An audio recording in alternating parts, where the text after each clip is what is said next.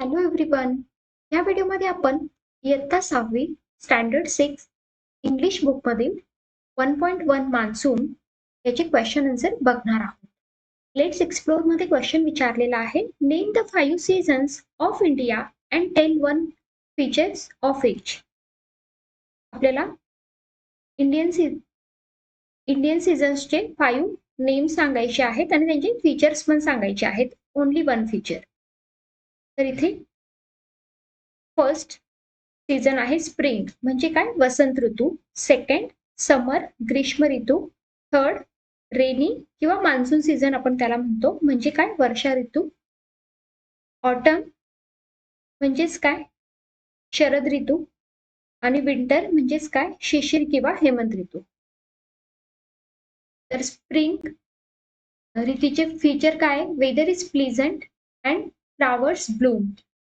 समर आणि ग्रीष्म ऋतूचे फीचर्स काय आहे very hot weather with high temperature.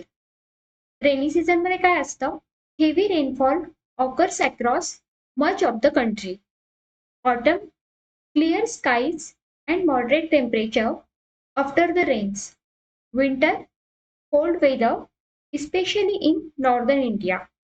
तुम्ही व्हिडिओ पॉज करून आन्सर्स तुमच्या नोटबुकमध्ये लिहू शकतात. नेक्स्ट वर्ड बास्केट दिलेली आहे. तर वर्ड बास्केटमध्ये ही जे वर्ड्स आहेत त्यांचे मराठीत अर्थ सुद्धा मी तुम्हाला इथे लिहून दिलेले आहेत. व्हिडिओ पॉज करून हे तुमच्या नोटबुकमध्ये तुम्ही लिहून घ्या. तुम्हाला याच्यामुळे पोएम समजायला इझी होईल.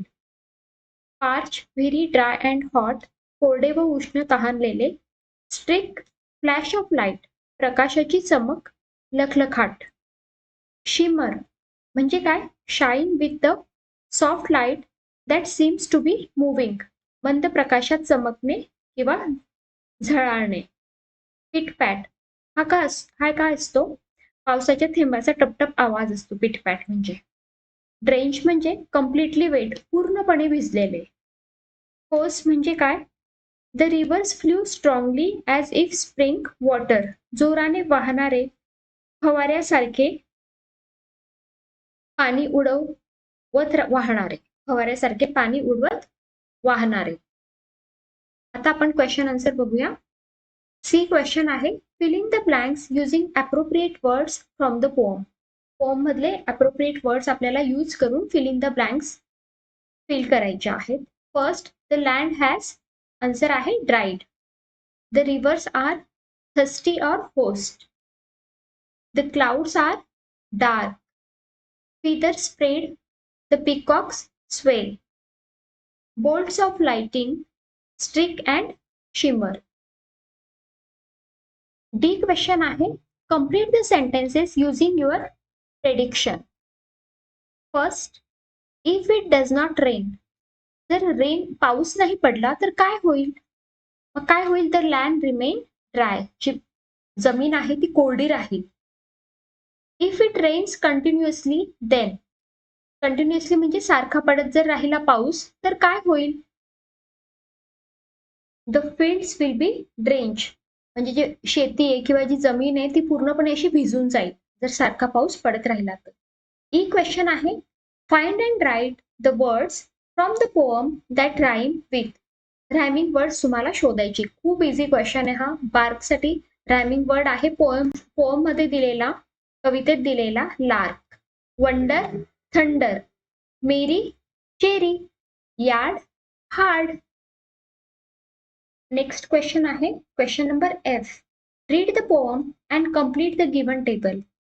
पोएम रीड करून हा जो टेबल आहे तो तुम्हाला कम्प्लीट करायचा आहे. इथे वर्ड्स दिलेले आहे flash, happy, roar, completely wet आणि स्प्रेड. मग इथे वर्ड्स दिलेले आहेत आणि सिमिलर वर्ड्स म्हणजे सिनॉनिम्स. थंडरचा सिनॉनिम काय याच्यात दिलेले आहेत ह्या वर्ड्स मध्ये तर रोअर. थंडर म्हणजे काय गडगडाहट तर रोअर म्हणजे पण काय गडगडाट. मग होस्ट म्हणजे काय की फवारणे म्हणजे काय आपण स्प्रे करणे तर स्प्रेड इथे आपण लिहिलं हा वर्ड. बोल्ट म्हणजे काय विजेची चमक एकदम असं प्रकाश पडणे म्हणजेच काय फ्लॅश. ब्राईट अँड चेअरफुल म्हणजे काय आनंदी मग आपण इथे काय लिहिणार हॅपी. ड्रेंच म्हणजे काय पूर्णपणे भिजलेला म्हणजे कम्प्लिटली वेट. व्हिडिओ पॉज करून तुमच्या नोटबुकमध्ये तुम्ही आन्सर्स लिहा. Next question. चॅनलला सबस्क्राईब नसेल केलं तरी चॅनलला सबस्क्राईब करा. की question, which season is mention here. या 2 लाईन्स रीड करायच्या आहे आणि कोणत्या सीझन बद्दल सांगितलेलं आहे हे आपल्याला लिहायचं आहे. The land has dried, it's so parch, the fields are hungry, rivers thirsty. जमीन ही खूप सुकून गेलेली असते आणि नद्या पण ह्या तहानलेल्या असतात, म्हणजे नद्या सुद्धा सुकून गेलेल्या असतात. तर कोणत्या सीझन बद्दल सांगितलेलं आहे? समर सीझन बद्दल. एच क्वेश्चन, शेवटचा प्रश्न आहे हा. Read, think and complete the following. तुम्हाला हा टेबल कम्प्लीट करायचा आहे. इथे काय लिहिलेलं आहे? कंडिशन बिफोर रेन, म्हणजे पाऊस पडण्याच्या अगोदरची स्थिती किंवा परिस्थिती काय असते. आणि कंडिशन आफ्टर रेन, आणि पाऊस पडल्यानंतर काय असतं. तर स्काय म्हणजे ढग कशी असतात पाऊस पडण्याच्या अगोदर? ब्राईट आणि सनी, म्हणजे एकदम तेजस्वी असतात, लखलख करणारे असतात. आणि कंडिशन आफ्टर रेन कसे असतात ते? डार्क क्लाउड, ढगाळ वातावरण असतं, असे ढग जमा झालेले असतात, डार्क क्लाउड्स गॅदर. मग आहे लँड.